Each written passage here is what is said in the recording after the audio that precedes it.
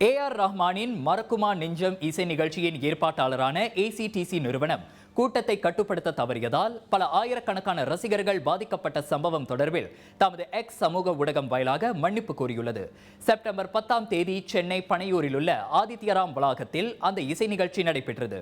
எனினும் பலவீனமான நிர்வாகம், கூட்டத்தை கட்டுப்படுத்த தவறியது ஆகிய காரணங்களுக்காக ரஹ்மானுக்கும் நிகழ்ச்சி ஏற்பாட்டாளர்களுக்கும் எதிராக கண்டனங்கள் எழுந்தன.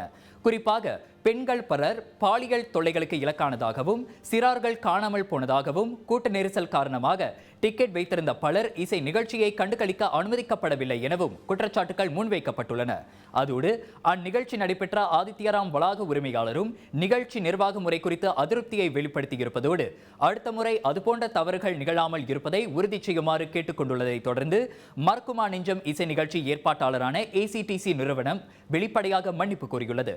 ஆனால் அந்த பதிவை பகிர்ந்துள்ள ரஹ்மான் குற்றச்சாட்டுகள் தொடர்பில் எந்த ஒரு கருத்தையும் வெளியிடவில்லை.